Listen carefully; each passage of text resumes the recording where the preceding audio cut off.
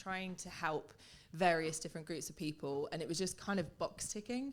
So that's why I set the business up, and yeah, I haven't regretted it even at the really, really hard bit at the start. So what was your role within the corporate sector? So I was a head of learning and development looking after diversity and inclusion programs, and they were doing some good work, but it wasn't really making much of a difference. So I just wanted to spread that out a little bit more and also use a bit more of my time to do some more social impact work as well. Yeah.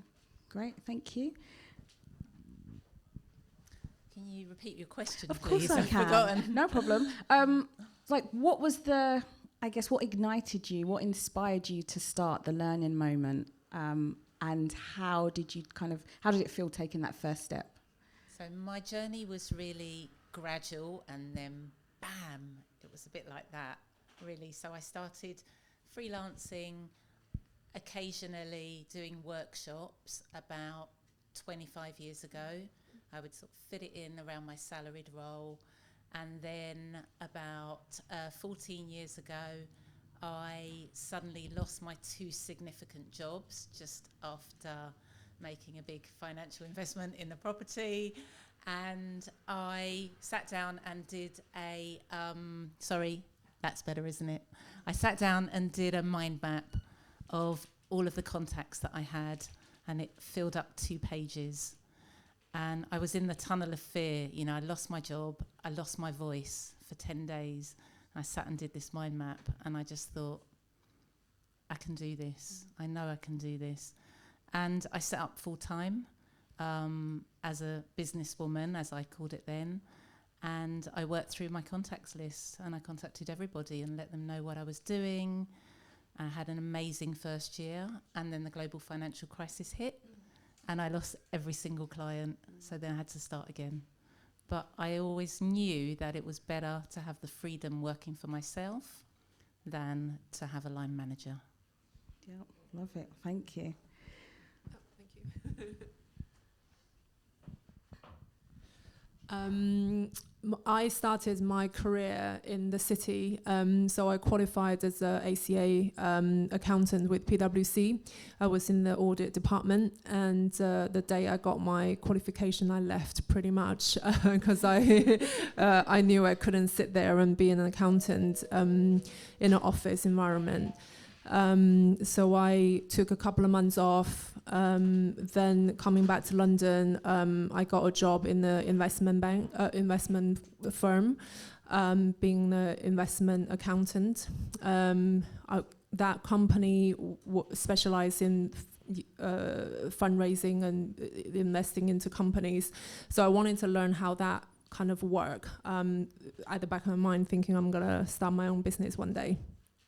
And about a year in, I just got really bored, and I think it was one day watching Jamie Oliver Discovering America, and he was talking about underground restaurants, and I was like, oh, I could set up an underground restaurant from my house. And then so me and my mum started a supper club on the weekend, serving people. So they come to our house, we serve, and then that's how Mamalan was born. So 6 months in, I left my job and then opened in Brixton, and that was 12 years ago. And then how Kidjo came about was during lockdown, we lost a lot of our sitting business, and then so we had to find something else to compensate for that loss.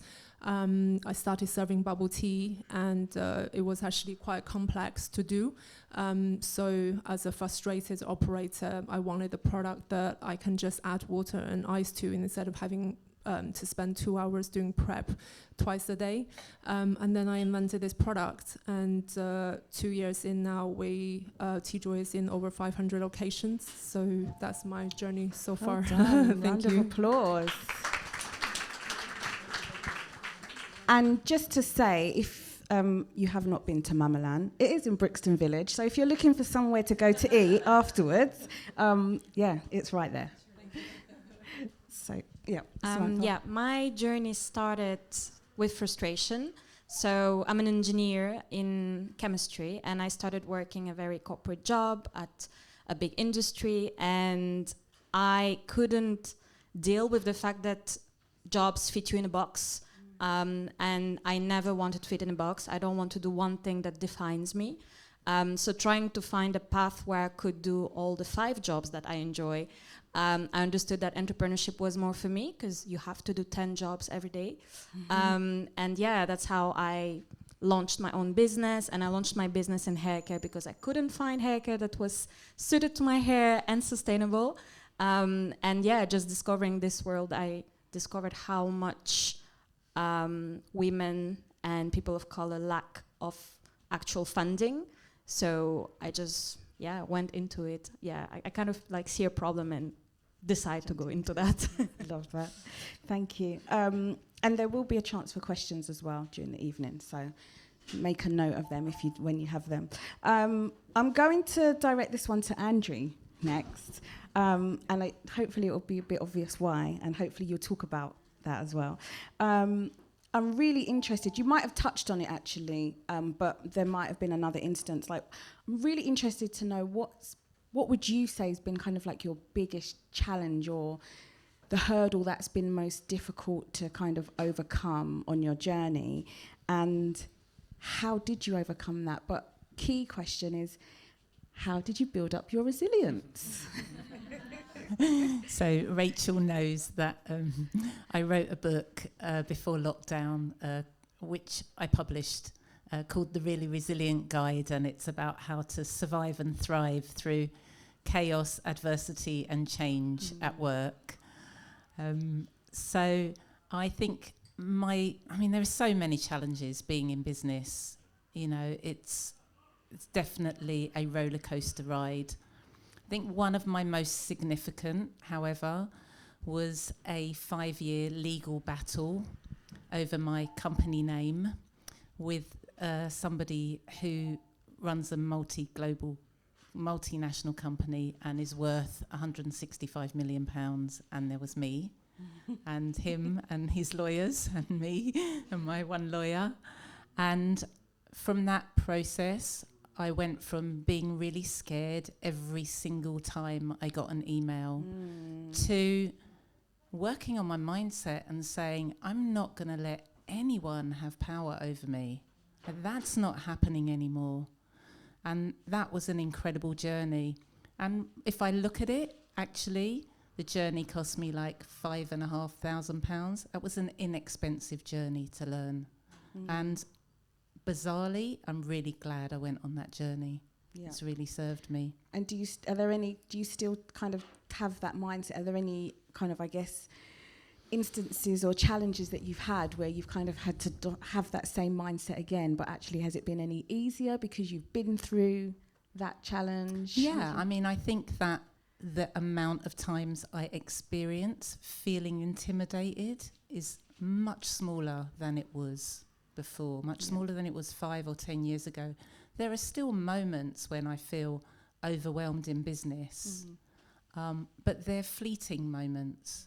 And before they would be moods rather than moments. So that's progress in my books. Ooh, I like that. Having a moment rather than a mood. And in terms of resilience, what I would say around staying resilient is when we went into lockdown, my book took off and my business took off, and it was an incredible 4 years. And I burnt out twice. Zoe and I were talking about this earlier today, actually. And what I didn't know is if you want to be resilient, you have to be sustainably resilient in business. And that means you need to take regular time out to look after your well-being in micro moments all through the week, not just when you get half an hour to do yoga, but literally micro moments all week long. And now I've learnt that, and I boundary well, and I really look after my well-being. I find that I can be sustainably resilient, and I can have that grit and determination to keep going. Lovely. Well, that's my lesson. Thank you.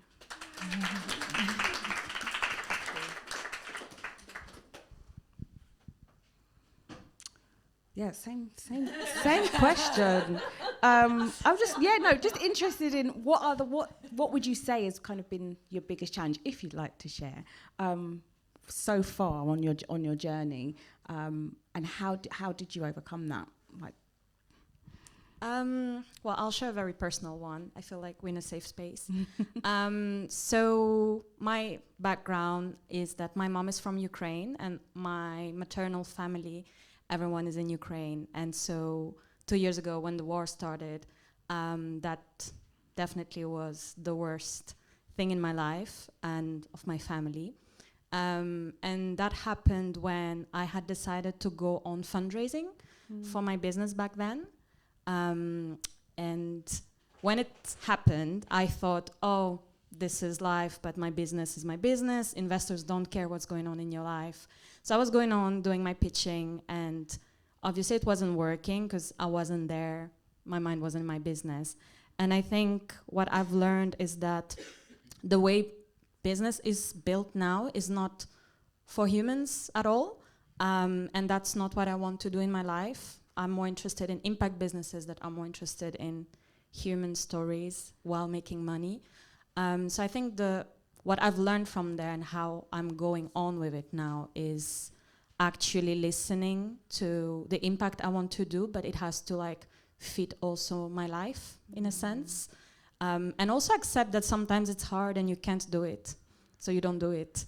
And not force it when it's not working. Obviously, I'm not talking like if that's your income, you have to do something about it, but find a way to be sustainable and not burn out and actually like be able to keep going, because your business won't grow if you are not able to make it grow. Absolutely, yeah.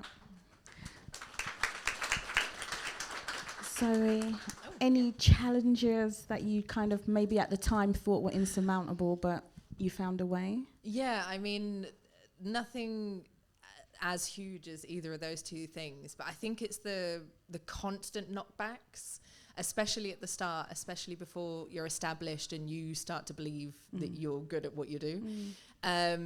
So sometimes just preparing huge proposals, huge pitches for organizations, and you can spend like 2 weeks pulling it together, loads and loads of work, literally no sleep, and then you get through to the final round and you don't win it.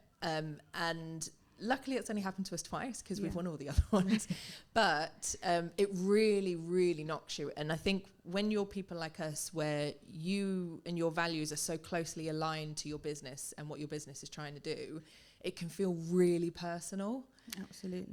So, you know, you were saying those kind of like it doesn't impact you so much. That's exactly how I am now. So if we don't win work or if something doesn't happen, actually, I don't take it personally anymore. I learn from it. I figure out what I could have done better, and then we kind of move on and collaborate in different ways moving forward. But yeah.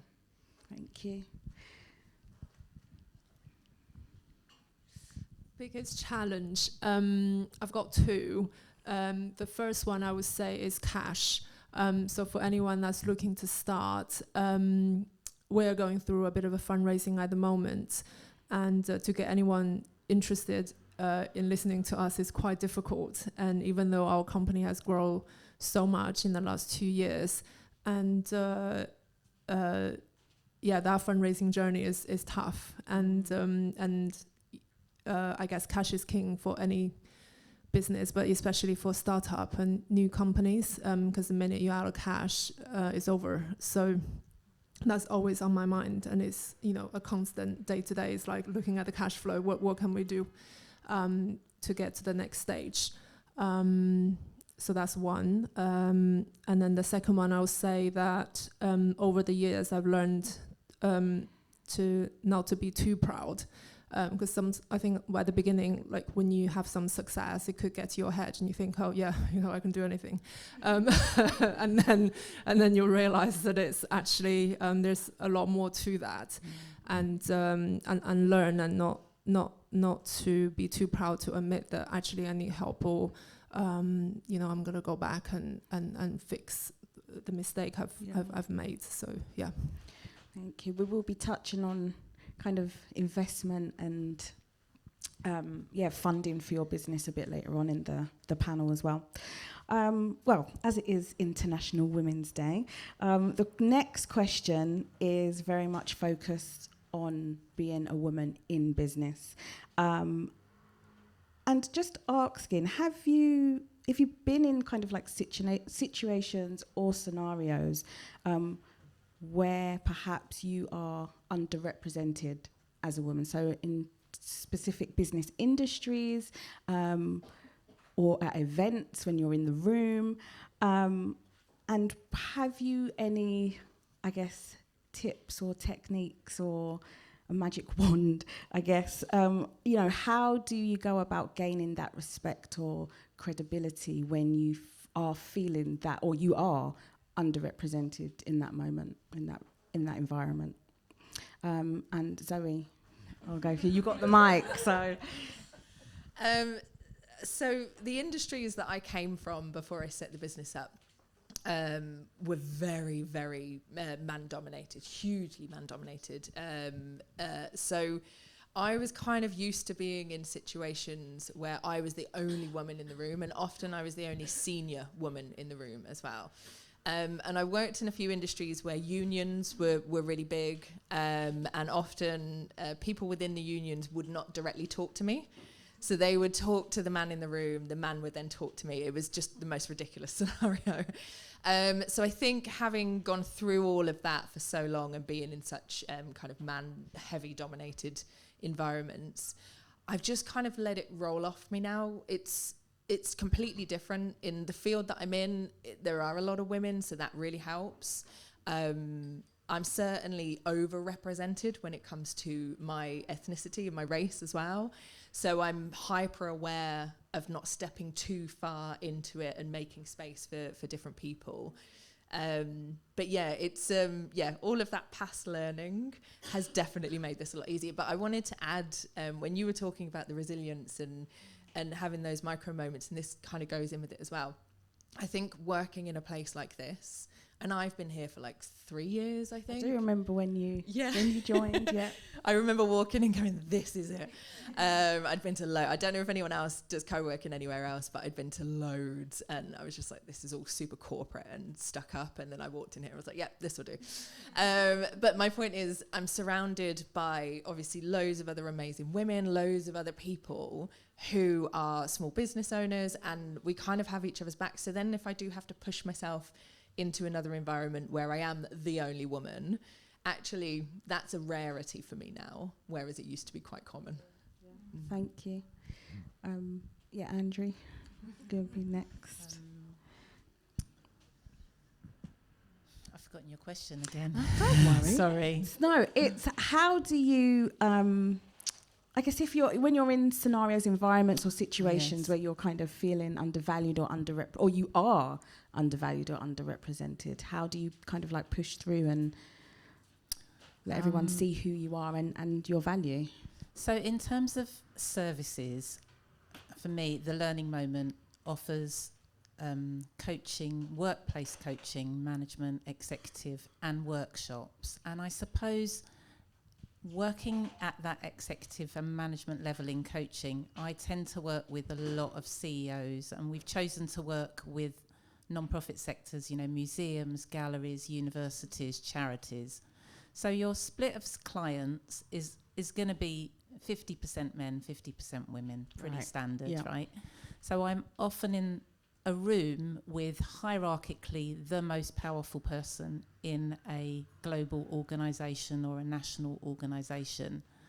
And what I've really learned is authenticity is powerful, more powerful than I'd ever known. Like one authentic statement resonates much more than a story that you've sort of added little bits on, so there's a grain of truth somewhere, but it's not really real.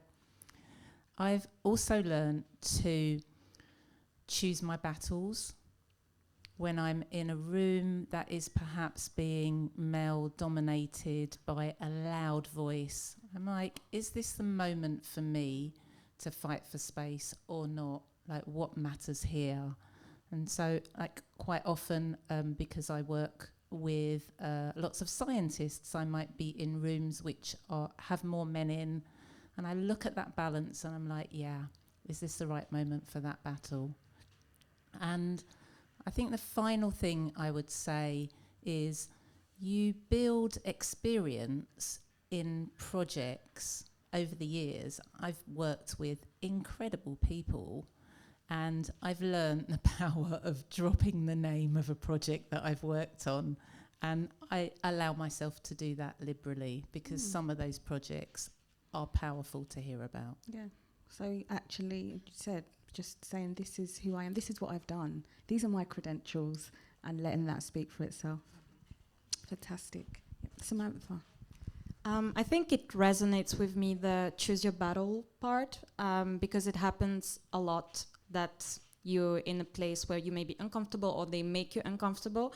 And I always think to myself, what would I get out of it if I fight for it? And if it's not worth it, I let it roll. But I have two techniques. The first one is showing my credentials. The other one is playing naive and let them themselves basically see that, you know, I'm here and I maybe have a point.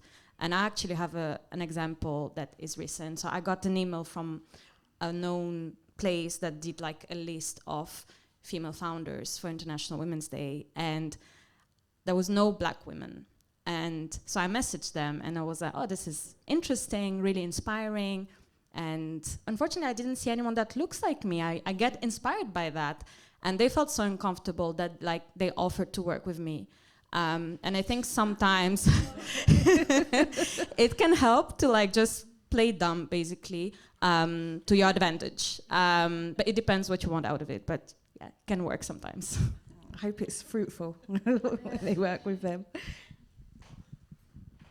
For me, I think moving from the corporate world into restaurants is quite a change, because in the corporate environment, everybody is very PC. No one ever step out of line. And then when you go into restaurants, and especially working with chefs and stuff, and it can be it can be quite full on. And in terms of how do I make myself heard, I'll give example maybe when we were in a Deliveroo dark kitchen, when Mamalan was in one of those kitchens, and the general manager on site, who I've met maybe 4 or 5 times before then, and then when my chef turned up on that day, when we went through like the plan for the day and whatever, and then the guy was like, oh, Fernando, nice to meet you, and being very friendly. And then I was standing there and I was like, oh, I've never got a handshake, like from all this time we met. And he was like, oh yeah, we don't from my country we don't shake women's hands. And then so I felt very like, oh, that was, you know, that was strange, like thing to say. So I said, oh, where are you from? And then he said where he was from. And I said, oh, okay, well, but this is London. So, you know, like we behave differently in London. And and then he was like, oh, I'm sorry, and here. And then I was like, well, I don't really want to shake your hand now because now you made it awkward. So I guess, you know, with picking your battle, I guess, you know, a lot of the time I probably wouldn't say something, but I guess in this particular moment I felt like I had to say something because my team was there and all the other business was there, all the other chefs was there. And then he was like, oh, come on, don't be, whatever the word he was saying, I can't remember. And then I just said, well, if you know, I'll consider it. And then I think from then he knew his place, and then we were okay. You should have said, that's what we do in London. So this question wasn't on the list of questions, but just as you were talking, I thought I might just throw it in there. I'm quite how does allyship kind of sit with you guys? And because we're talking about, you know, if you're not being heard or not being represented, but actually, as you said, for example, Andrew, you might be in the room with the most highest paid person in that organisation.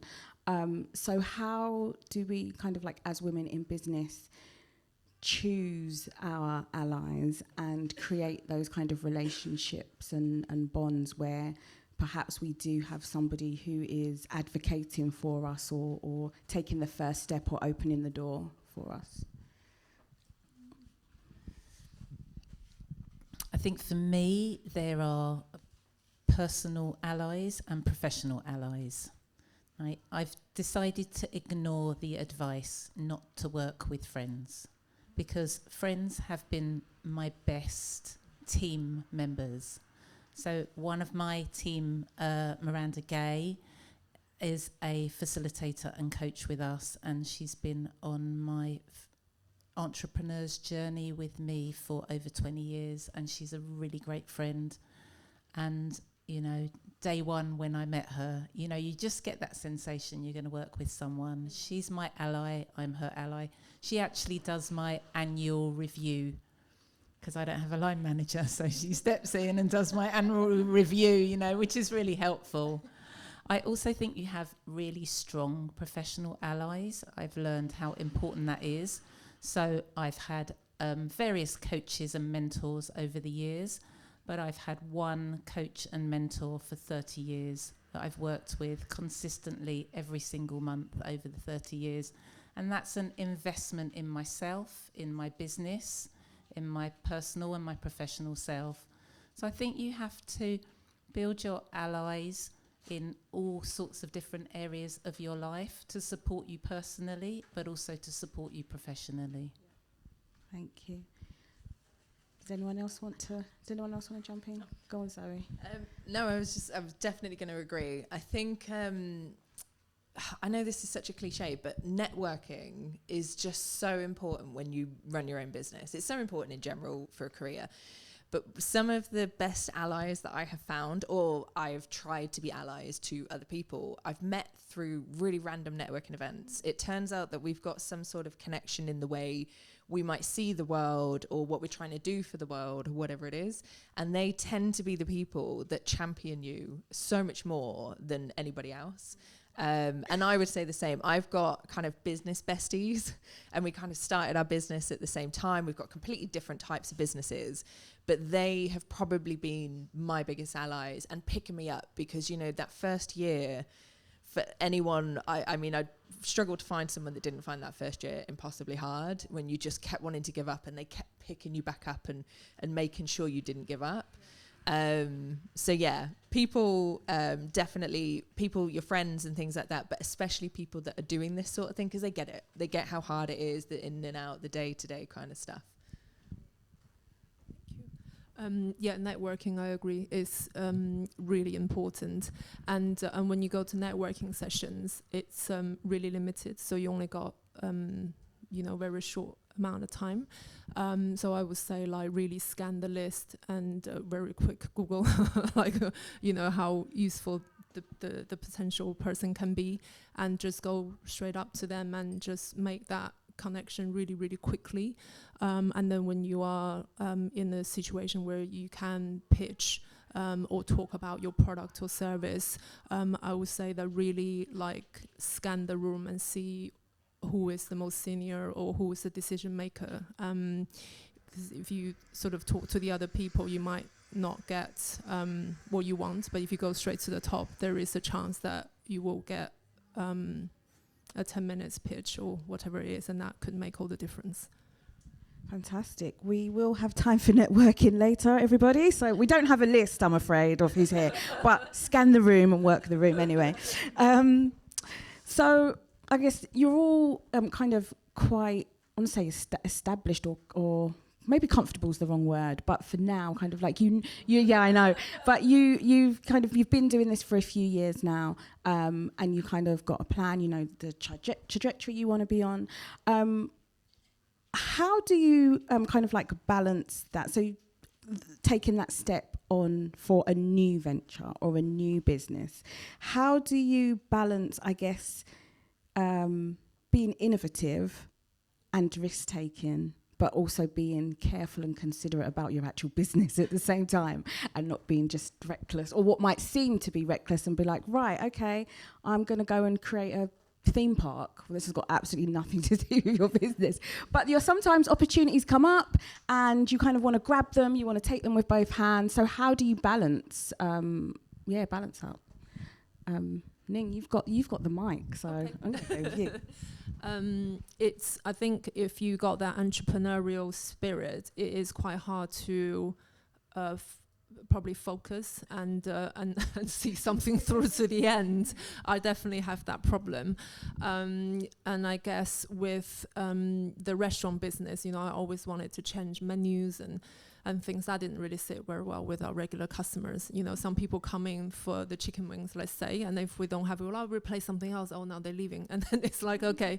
But whereas the TJoy business is a product business, and then with the product business, you need new products all the time. So maybe that's more suited to my personality. So I guess that's one, is like, what is your business actually doing? Does that suit your personality? And then with the TJoy at the beginning, we had a lot more flavors than what we have now.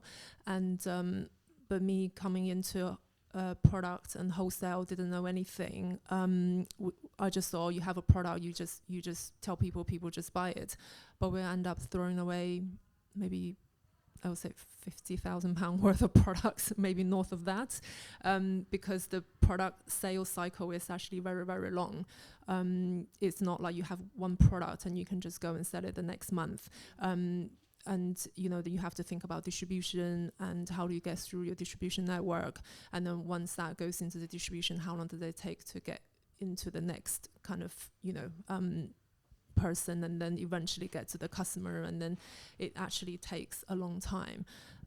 So you do have to hold yourself a little bit, not to go too crazy.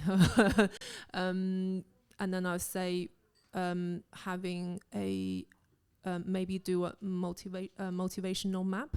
If you haven't done one, or you haven't heard of it, maybe Google it and see. So that highlights what motivates you. And if you have a team, then do for everyone and see how you all map together, and how do you sort of support each other, and see if you are hiring someone, not that to use it as the only tool, but it's like, you know, if for me, my creativity is one of my top 3 drivers. So creativity really kind of motivates me, but the stability was almost like 0 points. So, you know, so I know if I have someone who's staying in the office that can do those jobs, I have the day-to-day covered. So I can be more creative. I can go out, get the new business, and knowing the day-to-day is covered. Yeah. Love it. Thank you. I think a lot of what you said resonates with me. As founders, we often want to start new ventures every day. I have new ideas every day. It's very painful for my friends. But I think what helps also is to know if you're good at taking things from 0 to 10, or you're the person that takes them from 10 to 100. And not everyone can do everything. It's totally fine. But once you know what you're good at, you can also choose and focus on that. And what helps actually goes also back to the previous question. If you have good allies around you, or good coaching person or business friend, you can bounce ideas with them, especially if you're solo founders. Bounce ideas with people. Don't be scared to like share them, and that will also help you decide. And what I would also say is like, do your market research, be more data driven. Ideas are good, but if there's no market for it, obviously you won't go anywhere. So yeah, take as many data points you can when you decide to go into a new venture. Thank you. Great. Where are you going? So everything you just said. I'm a massive risk taker. It's been okay a lot of the time. It's been not so okay a lot of the time. But one of the things I found with my business, because I'm the same, I've got so many ideas and so many things I want to do, and I get really excited about something. So what we've started doing now is collaborating a lot more with other organizations, because you're still taking the risk, but you're actually taking half of it away, and you've got twice as many people then to kind of really pull the idea to life. And that's on like 3 or 4 new things that we're working on now. And then we just get to learn so much from the other small organizations we're working with as well. So collaboration is definitely something that kind of balances out that risk, but gives you that sustainability, I think. Absolutely. Thank you. So I think being in business is taking a risk in itself, right? But you're betting on yourself every single day. You're betting on yourself to bring enough work in to pay the bills, right? So you better believe in yourself and your ability to connect with people, and you better like people and have good relationships with them, because my sense is that people buy business from you, from me, because we have a great connection and we offer something they want, but the connection is better than it is with that other person that they've met. And so I have many clients that work with us, that have worked with us for years and that keep coming back. And my gift to them is to innovate. It's to say, this is a new service, this is a new staff member, someone that's working in our team, and they absolutely love that because they know that we work hard and thoughtfully to bring services and people in who are going to be good to work with and a service that's really required.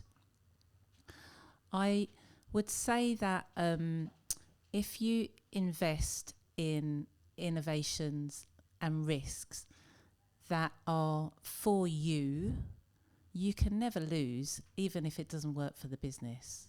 Like last year, I went back to university, Oxford Brookes, to study coach supervision so I can be a supervisor for coaches.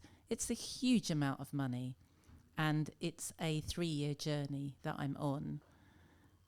Will it work for my business? I don't know. But I know that I can't lose because I've invested in myself, I'm learning, I'm meeting these incredible people on the course. So that's how I look at risk-taking in your business. Yes, you can take a risk and hope that it future-proofs your business, but if you invest in yourself, you can never lose.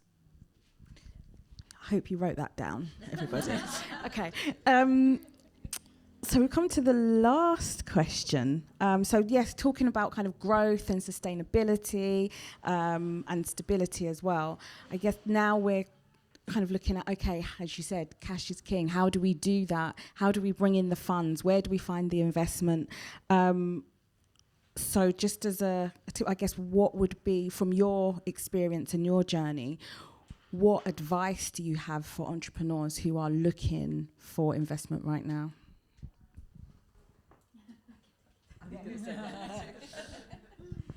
The first most important advice would be to understand very well how investment works and what type of investment you want. Because I see a lot of entrepreneurs going for some type of investment that doesn't fit their business model or even themselves as founders.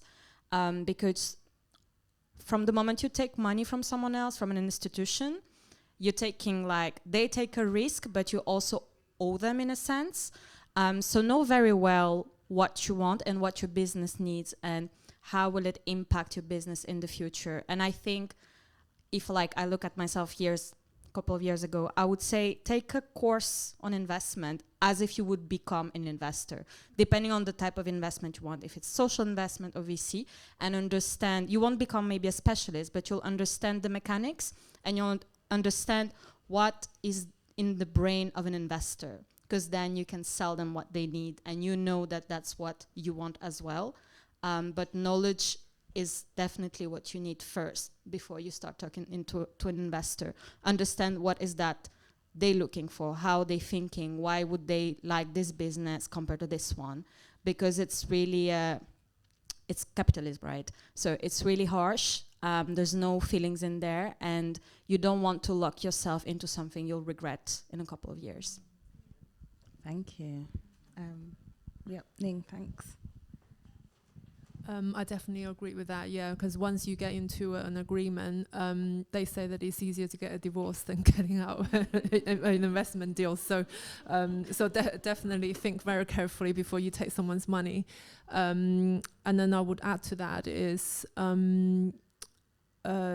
have a very detailed financial model, although things do change. But to have the numbers to back up what you're pitching for is very important. So there is definitely no feeling in there. It all comes down to, I put in £100, how much am I going to get back? That's just what it comes down to. And I guess, and then also just be resilient. And it's a numbers game at the end of the day. You just talk to as many people as possible. Be mindful whose money you're going to take, but if someone offers you money, I say take it. Don't say that. Are you both around for a little bit in case anybody has any questions for you? Because I think it might be popular. Did anyone have any last closing comments or to make just before we go to the audience for questions? Yeah, I wanted to say something. Some years ago, when I was looking for work but not feeling motivated, I suppose, you know, someone sat me down very clearly and said, if you don't want to be in the business of looking for work, then you cannot be an entrepreneur. And I was like, okay, get out of my lazy mindset, get to work, knock on the doors. And, you know, they really helped me to see that I need to have a thicker skin than I had. There are going to be so many rejections, but you just need that yes. You know, you just need that yes, that connection, that moment where someone goes, yeah, I'll take a risk on you.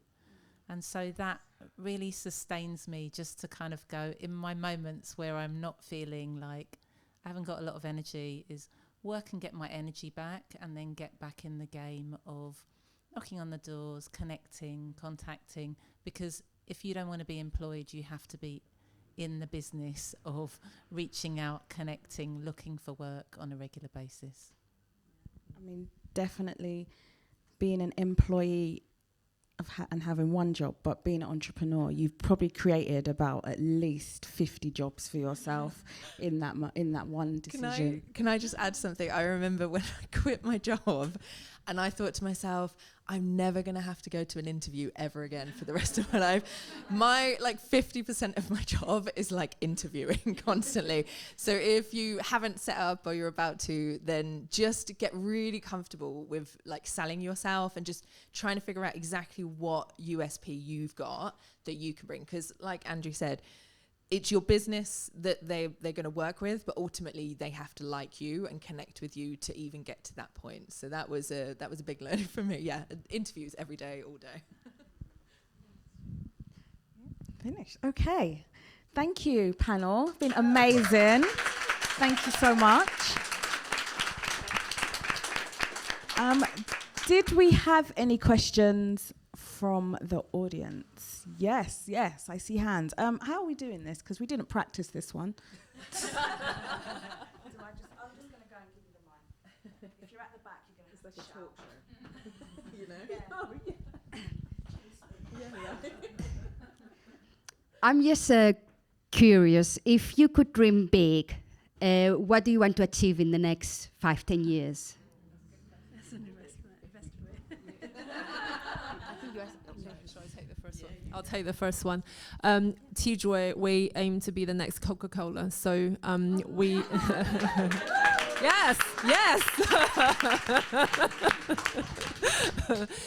So our product at the moment is a concentrated format. So if you know Coke, they have two business models. One is the wholesale market where they supply concentrate to their bottling partners around the world, and then the other one is in the retail format. So we got a retail format coming out later this year, but that's who we want to be. Or be bought by them in 3 years, so whichever one comes first, I guess.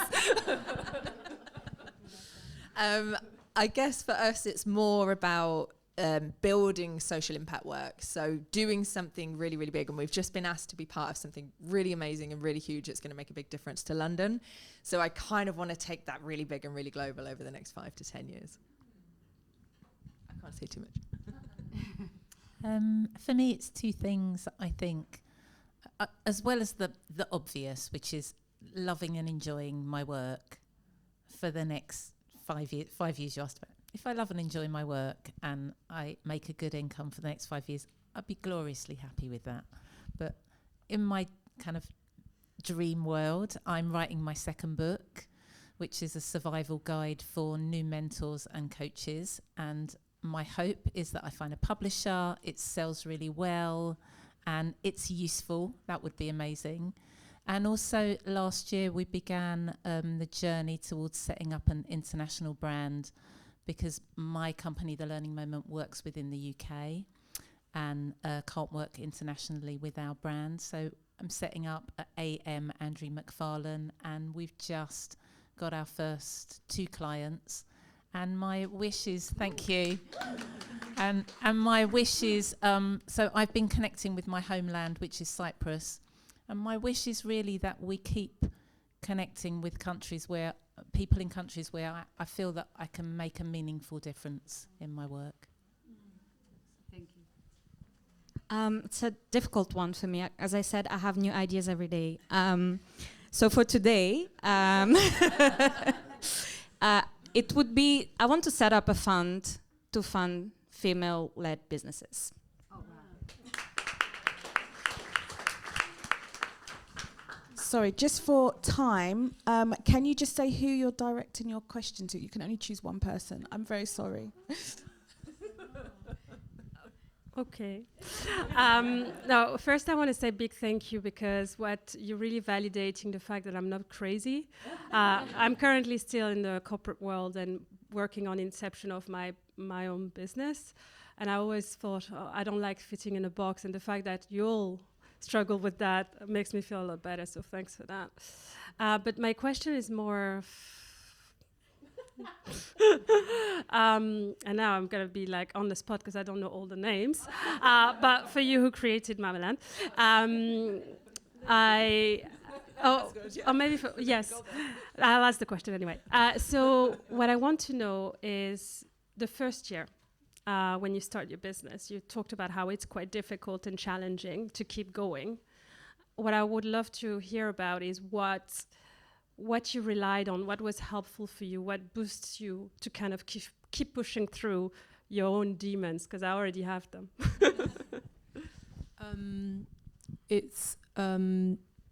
There are a few elements. I would say the first one is probably to keep that dream alive, like whatever you thought before you started, and to just visualize that and think about that, and even just say it in front of the mirror to yourself every day, And then I would say have a strong support system, whether that's family or friends or colleagues, because that will really pull you through like the hard days. And take breaks when you can, because you'll get really tired. And just I know it's easy to say, but it's really just keep going. And even you think you don't have any more to give, you just force yourself to keep going. And then once you're through that really hard stage, and then you see the rainbows, and that's when you are like, oh yeah, it's all worth it. Yeah. Thank you. Doesn't stretch. So I could just talk out loud if you want. Yeah, that's all right. Oh, there you go. Perfect. Thank you. I was trying to think of how to phrase this, and I'm gutted that you can't ask everybody this question. So, I know, I get it. Cool. I'll let whoever wants to volunteer the answer to this answer it. But during your experience here as an Impact Brixtonite, what's been your most memorable achievement or your biggest achievement? When I was here as a Impact Hubber, I got approached by Dyson, and then they shipped me to their farms to deliver some workshops. And I thought, oh my gosh, I was like, how did you hear about me? They was like, we saw your flyer at Impact Hub. I was like, oh my gosh. So, it's amazing what can happen when you're in these co-working spaces. So it'd be lovely to hear from all of you, but obviously you can only choose one. What's been your most memorable? I'm going to say this, and I've got two things really. I had, before the global lockdown, I had a 2-week period in my diary where I had no clients at all, and I'd been building up to this idea of doing more regular writing. So I'd never written before, and I worked with this mentor, and they were like, hey, why don't you blog every week? And I was like, oh, it's so painful. I was writing blogs, and it was really difficult. They were like, yeah, every week. I did that for a year, and then there was this 2-week period, and I got this crazy idea in my head that I would write a first draft of a book, coming to Impact Brixton for 10 days. I would, wherever I got to by the end of the 10 days would be my first draft. And that's what I did. I came here every day, 9 till 6, I sat down and I wrote. And by the end of the 10 days, I had my first draft. And it was this space and me, that combination that made it happen. Very happy with that. And can I do one more? Then my other little one was when Impact Brixton was in the other building in the town hall. I was invited to a course called ULab, which I didn't even know what it was. It was a distance learning program with Massachusetts Institute of Technology. And I walked in the room and there was that spark. You know, there's something's going to happen on this program. It's going to be really interesting. And I don't know what it is. I followed my heart, and that led to a global project with partners of MIT. It led to us setting up London's first community fridge that went global. It was all over the world. It was all over the press. I just followed that little spark, and that happened again because of Impact Brixton. So I'm so grateful. No. That's so important. It's like, why are we here? What do we want to get out of it? Like, what's the outcome? I want that MPs. I want to be a millionaire. It's a really good question. I think we're all trying to jump on it. Just really quickly. So the business was steadily growing. And it was pleasantly growing. It wasn't too scary. It wasn't too fast. Everything was good. And then we got asked to pitch for a huge piece of work for a really big organization. And because I was here, I got to be around other people that could fill in the gaps with their businesses. And we were able to pitch for that, and we ended up winning it. And that made us be able to afford to have a proper office here as well. So we've got a proper base now, and we were able to employ people, and it's just been very cool. And it definitely wouldn't have happened. I can see Daryl smiling because he's my videographer.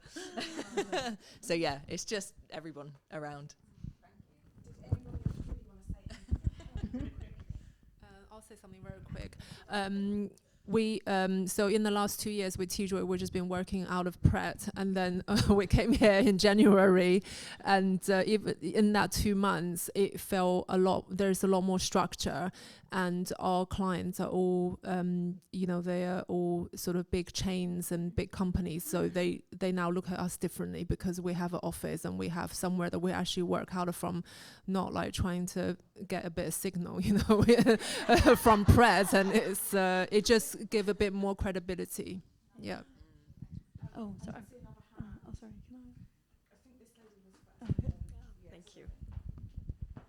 Thank you so much. I'm already extremely inspired by everything you said. I'm also a startup founder in the creative tech and education space, and I've been running my startup since 2020 during the lockdown. So it's been a few years now. I think I don't know who to ask the question, but maybe the person who is the most inspired can take the mic after that. But basically, at what point in your journey, and I'm sure it has happened, where you had to pivot because you learned something and you realized that everything you worked on might not be answering the actual question that you're trying to answer, because you're learning along the way and you're refining the problem you're solving, and suddenly you realize that maybe it's something else. How do you tackle that situation? It's easy to feel like you missed it or you wasted your time. You want to drop the ball maybe. How did you manage to pick yourself up? Thank you.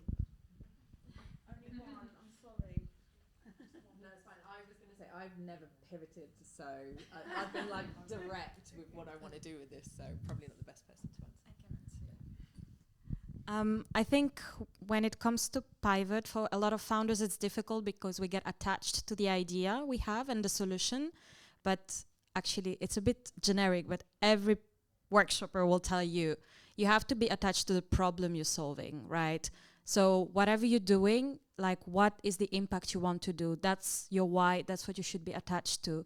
So then it's totally fine to pivot because, you won't be attached to what you're building. I had to pivot. I went from a direct-to-consumer business to a B2B, but that was because I wasn't fitting the direct-to-consumer. I didn't enjoy it. So I had to pivot if I wanted the business to exist. So it's totally fine because in the end, what is the impact? If you need income, you need your business to succeed. That's what you need to focus on. And pivoting, like so many businesses pivoted. If you look at Netflix, for example, right? They started one way, this way now. So it's normal, and I think it's actually good news that you know you need to pivot. Like, don't be too stubborn. Like, it's good to be stubborn as a founder, but at some point, it's also good to listen to the market and like actually do what you need to do. Does that help? Thank you.